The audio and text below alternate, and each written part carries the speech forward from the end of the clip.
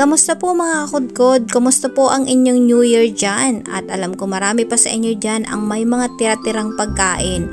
Pero kasi kami mga kakudkod ay hindi kami nagluto ng manok. Kaya naman ngayon ay nag-request ang ating mga chikitings na magluto ng fried chicken. Kaya syempre pa dali-dali tayong bumili ng manok at mga sangkap kagaya ng breading mix or crispy fry. Syempre, yan ang sikat dito sa atin sa Pilipinas. Ayan, ito nga pala mga kudkod ay bibigyan ko kayo ng tip sa mga hindi nakakaalam kung paano lutuin ang masarap at crunchy na fried chicken. Syempre pa, ang ating manok ay pagulungin natin o lagyan natin sa may itlog. At syempre pagkatapos ay ipahid natin sa breading mix or ang crispy fry. Ito yung sikat na sikat dito sa atin sa Pilipinas. Pero pwede naman tayong gumawa mga kudkod katulad ng harina lagyan ng sangkap. At nga mga kudkod, pagulong-gulungin lang natin yan ay kailangan lang kasi ay makover siya ng ating breading mix or ang crispy fry ang ating manok. Pero yung manok mga kudkod nga pala ay nilagyan ko yan, pinigaan ko ng kalamansi at kaunting asin. Ganyan kasi ako mga kudkod pag ako'y nagluluto ng manok, kahit anong lutuin yan. Gusto ko kasi nilalagyan ng kalamansi, pinapahiran para hindi malansa. At ito na nga mga kudkod, isawsaw nyo yan sa tubig bago nyo ilagay o iprito sa mainit na mantika. Ganyan mga kudkod ang ginagawa ko para maging crispy siya. Pero dahil nga meron tayong fried chicken, ito pa.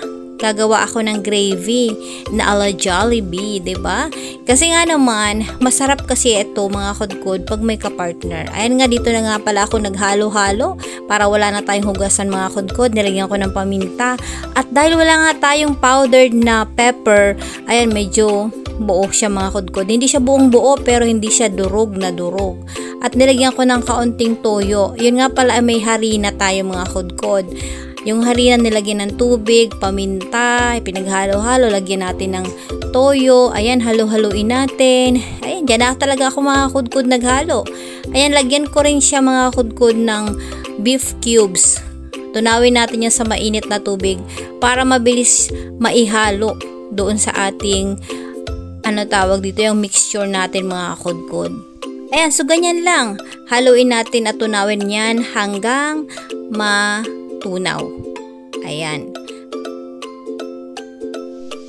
Ito lang kasi talaga mga kudkod na hindi ko pwedeng isama doon kasi mahihirapan tayong haluin. At pag nahalo na, natunaw na, ayan, ilagay na natin sa ating mixture kanina na may harina. Halo-haluin agad. Maganda kasi to pag dito na natin ihahalo lahat para doon pa lang sa kawali, hindi tayo mahirapan maghalo. Yung iba kasi nakikita ko doon nila iniisa-isang haluin sa kawali. Mahirap pag ganun mga kudkod. At ako nga pala mga kudkod, nilagyan ko siya ng kaunting yung milk. Ayan, pwede kayong magtunaw ng powdered milk. Ayan, nilagay ko rin yan mga kudkod para malinamnam. Dahil wala nga ako ditong liquid na milk, nagtunaw ako, tinunaw ko yung powdered milk. Pero ito optional lang mga kudkod ha. At ito na nga, lagay na natin ang ating butter or margarine sa ating kawali. Ito kasi ang magpapalasa din sa ating gravy na ala Jollibee, 'di ba? Ayan mga kudkod, tunawin lang natin yan. Pero yung init niya mga kudkod, yung ating apoy, kaunti lang ha. Kumbaga alalay lang mga kudkod para hindi masunog ang ating margarine or butter. Ganyan lang pagluluto o pagtutunaw ng ating margarine o butter. Yung iba naman nilalagyan nila ng kaunting mantika or cooking oil para hindi masunog ang ating margarine or butter. Pero sa akin pwede na to basta alalay lang ang apoy mga kakudkod. Mabilis lang matunaw yan. At syempre pag natunaw na, ilagay na natin yung ating mixture sa ating kawali. Ganyan lang mga kakudkod. Kailangan lang talaga ay swabe-swabe, cool na cool.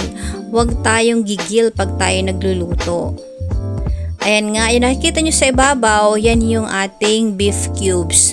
So mamaya ay magkukombine yan mga kakudkod, don't you worry. Ayan, sa ating mga pagluluto-luto dito, napakasimple lang ito mga kakudkod. Alam ko naman na alam nyo lahat itong ginagawa ko. At alam ko naman talagang kayang-kaya nyo rin dahil ako din naman mga kakudkod. Ang dami ko ding walang alam na lutuin, pero dahil nga kay YouTube University ay natututo tayo. Pero syempre doon tayo sa mga legit talaga nakukuha natin ng mga recipe. Kasi yung iba kasi dyan talaga namang hindi naman talaga masyarap. Aminin nyo yan. Kasi ako gusto ko talaga mga kakudkod, yung video talaga na ipinapakita ko dito ay talagang gusto ko nakakain talaga ng family ko. Kaya naman sinasarapan talaga natin yan para sa ating family. Sabi nga niyan TLC, Tender Love and Care, 'di ba? Ganun tayo magluto. Kailangan talaga yung para sa pamilya natin, hindi lang para sa vlog or sa video. Kailangan masarap. At syempre, hindi rin dapat nako-compromise ang health ng ating mga kasamahan. Lalo na pagdating sa mga oil, 'di ba? Alam niyo mga kakudkod, dito kasi sa atin hindi talaga tayo madalas or hindi tayo mahilig or nakakabili agad-agad ng mga olive oil. Kasi doon kasi sa ibang bansa talagang napaka-normal ng olive oil. Everyday yun na talaga yung usual na ginagamit nila.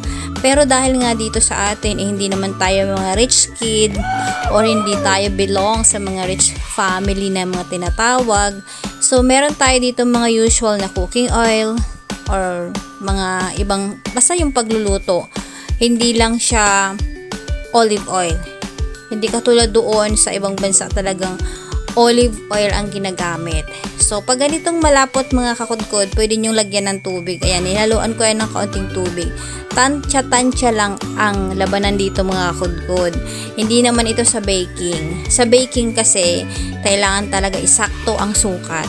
Pero dito sa pagluluto, tansya-tansya lang yan. Dagdag bawas tayo mga kakudkod dito. Asukal, asin, yan lang naman.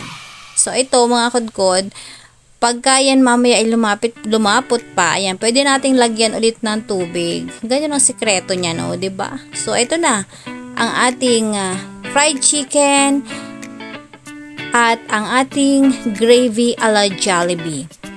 At hindi lang nagtatapos dyan ang ating lulutuin dahil kalahati ng manok na ating niluto doon sa fried chicken ay may natira. Siyempre, gagawin natin yung tinola. Hindi pwedeng walang sabaw, 'di ba? Ang Pilipino mahilig sa sabaw. Pag may fried chicken, kailangan may sabaw tayong lulutuin. Kaya magtitinola tayo. At ito na nga, may mga sangkap-sangkap naman tayong nabili dyan. At syempre may dumadaan dito sa amin mga kakudkod. Ang daming dumadaan na nagtitinda ng mga gulay-gulay. Pero itong malunggay, meron kami dito sa harap ng bahay. Ito talaga yung hindi nawawala sa amin. At ang mga pechay, kangkong, or ano pa mga ibang sangkap, binibili namin mga kakudkod. Pero ang malunggay, alam ko, halos lahat ng bahay merong malunggay. Ito talaga yung masarap. Ang malunggay, ang masustansyang malunggay. Kaya dapat ay magtanim ng malunggay ang bawat bahay. Ito na mga kakudkod, luto na pala. O, diba, ang bilis lang yan. Alam kong kayang-kaya nyo rin yan. Gisa-gisa lang yan. At syempre, huwag kalilimutan pag tinola, meron tayong paminta, bawang, sibuyas at ang loya na nagpapatanggal ng langsa. Kaya ano pang hinihintay nyo mga kakudkod? Luto na rin kayo para sa inyong pamilya para sa masarap na luto ng tinola at fried chicken. Maraming salamat! See you!